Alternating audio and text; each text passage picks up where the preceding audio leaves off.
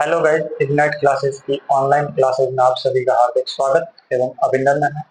आज सुबह से सोशल मीडिया पे आपने एक तस्वीर या एक छवि देखी होगी और वो तस्वीर या छवि सुबह से आपके सोशल मीडिया पे आपको दिख रही होगी। वो तस्वीर एक महान उद्योगपति या एक महान इंसान रतन टाटा सर की है। उन्होंने खूब सारे अच्छे काम किए हैं और भी खूब सारे अपने भारत के लिए काम किए हैं। तो उन्हीं के जीवन की कुछ बातें हम बताएंगे आपको, जिससे आपको सीख जीवन में भविष्य में आगे बढ़ने की मिलेगी। रतन टाटा सर का जो जन्म है वो 28 दिसंबर 1937 को मुंबई में हुआ और उनका निधन यानी कि आज 9 अक्टूबर 2024 को हुआ। इनका ये जो जीवन काल है वो बेहतरीन बेहतरीन बेहतरीन जीवन काल है। उनसे जितनी बातें हम सीख सके उतनी कम है।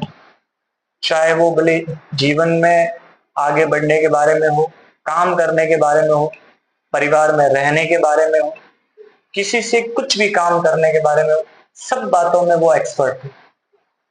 तो उनको भारत सरकार के द्वारा पहली बार सन 2000 ईस्वी में भारत का तीसरा सबसे सर्वोच्च सम्मान भारत का वो 2000 ईस्वी में दिया गया, जिसे हम पद्म भूषण कहते हैं।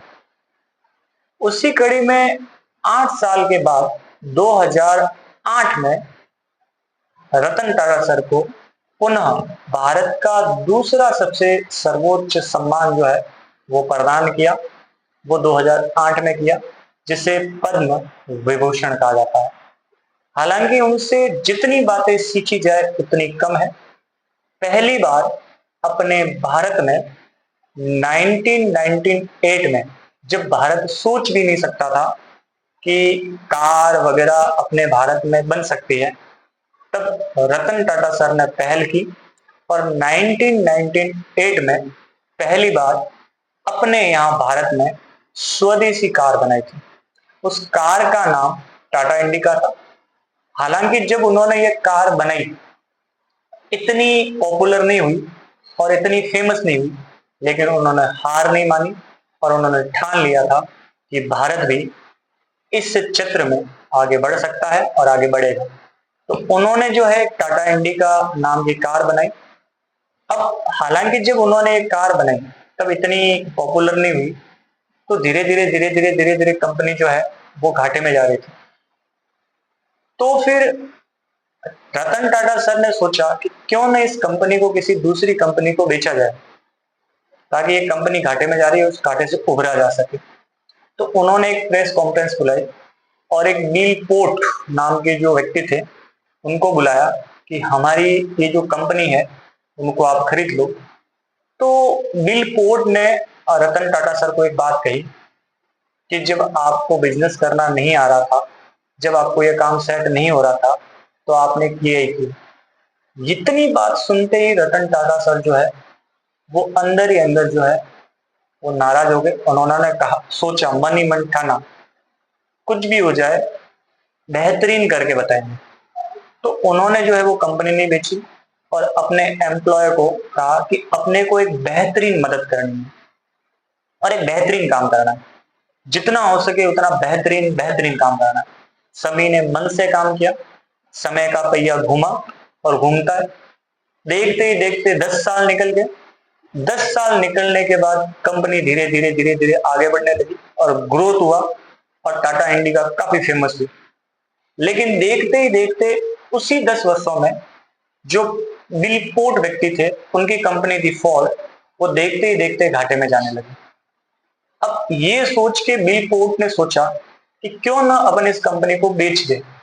तो जब वापस प्रेस कॉन्फ्रेंस अब की बार बिल पोर्ट ने बुलाई, तो रतन टाटा सर जो है वहां उसको खरीदने पहुंचे।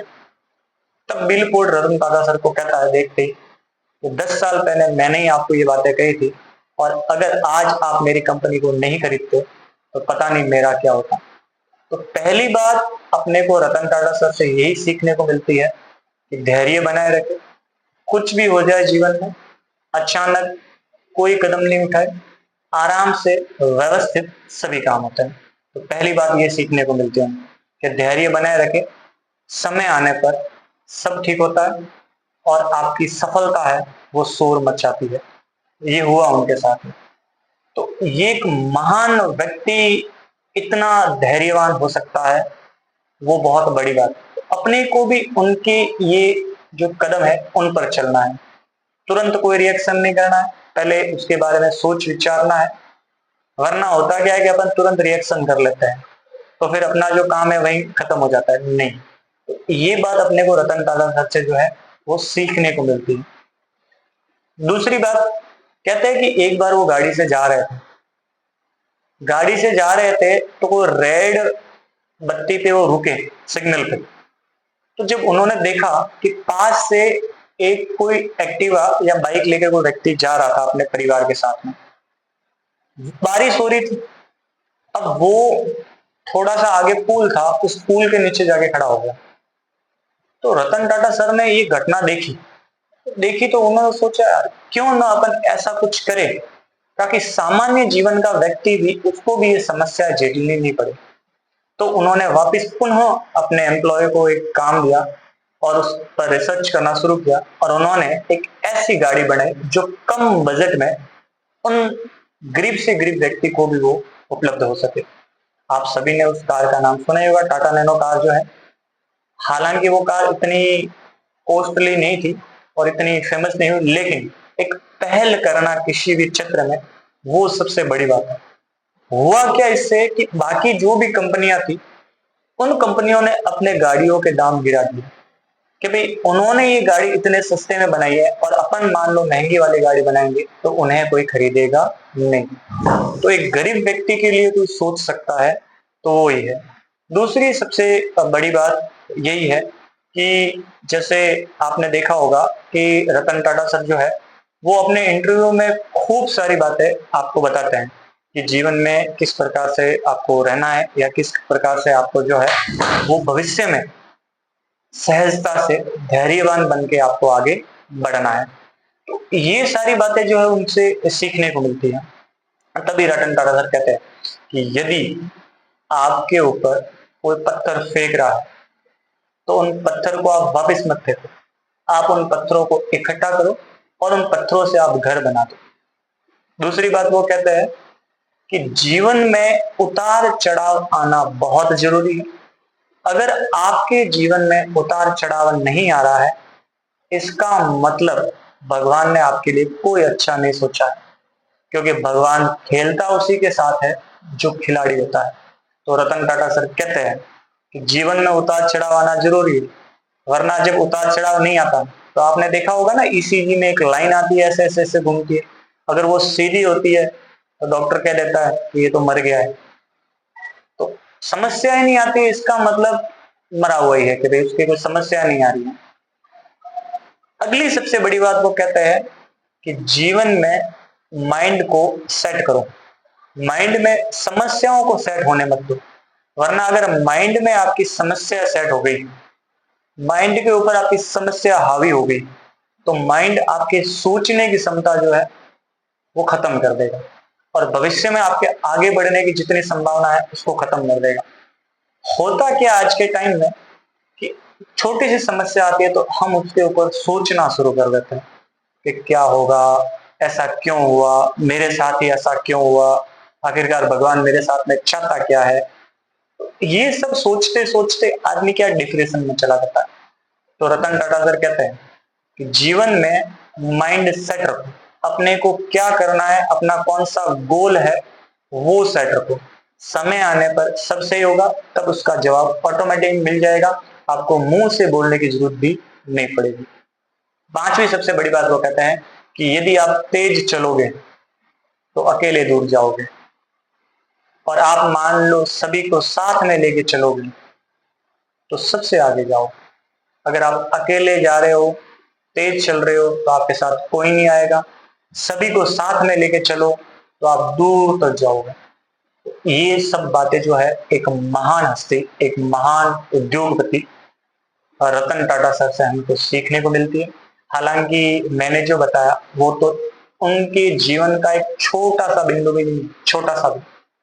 क्योंकि आप सभी ने भी देखा होगा, जब कोरोना आया था तब सारी कंपनियां वो सब अपने एम्प्लॉय को घर पे बिठा रही थी, पैसे भी नहीं दे रही थी। तब रतन टाटा सर उनको घर बैठे पैसे दे रहे थे और उनको ये भी कहा था कि जो नए नए लगे हैं उनको भी नौकरी से निकाला नहीं जाए। हालांकि ये बातें जो है, ये बातें आपको बहुत छोटी लगती होगी, लेकिन रतन टाटा सर जो है वो एक नीचे जमीन से जुड़े हुए व्यक्ति थे, तभी आज पूरा भारत उन्हें याद कर रहा है। और कोई कोई तो कैंपेन भी चला रहा है, और ये अच्छी बात है कि उनको भारत का सबसे सर्वोच्च सम्मान दिया जाए, भारत रत्न से नवाजा जाए, और ऐसे व्यक्तियों को, ऐसी हस्तियों को नवाजा जाना चाहिए, ताकि और लोग जो है वो उनसे सीखे। तो मैं आपसे भी अंततः यही कहूंगा कि जीवन में उतार चढ़ाव आपके आता रहेगा, जीवन बेहतरीन बनाओ, जीवन में चिंताएं मत रखो कि मेरे साथ ये हो गया वे हो गया। हालांकि मैं खूब सारी समस्या देखता हूँ, समस्या आपके साथ में नहीं, सबके साथ में भी होती है, हमारे साथ में भी होती है। बस फर्क इतना होता है कि कोई व्यक्ति उसको लड़ करके पार हो जाता है। कुछ समय के लिए होती है समस्या, ज्यादा समय के लिए समस्या नहीं होती है। आप उस पर ज्यादा विचार विमर्श भी नहीं करना, सोचना भी नहीं, जैसा फ्लो चल रहा है वैसा आपने चलने देना, किसी प्रकार की कोई चिंता नहीं करना। उतार चढ़ाव जिंदगी में आएंगे और आने ही चाहिए, क्योंकि भगवान खेलता होने के साथ है जो खेलना जानता है। वरना कोई जरूरी नहीं है कि भाई आप खेलो, खेलना नहीं चाहो तो। क्योंकि भगवान अगर आपको समस्या दे रहा है तो इसका मतलब भगवान आपकी परीक्षा ले रहा है कि व्यक्ति कितना सहन कर सकता है। तो आपको रतन टाटा सर से खूब सारी बातें सीखनी चाहिए और जीवन में उतारना भी चाहिए। अंततः मैं आपसे एक बात और कहूंगा कि अब दिवाली आने वाली है, तो सामान ऐसे लोगों से खरीदे जिनकी वजह से उनके घर में आपकी वजह से खुशियां आ सके। आप ऐसे लोगों से सामान खरीदे जिनसे आप सामान खरीदो तो उनसे वो पैसे जो है उनके घर पे खुशियां ला सके। धन्यवाद, आज के लिए इतना ही।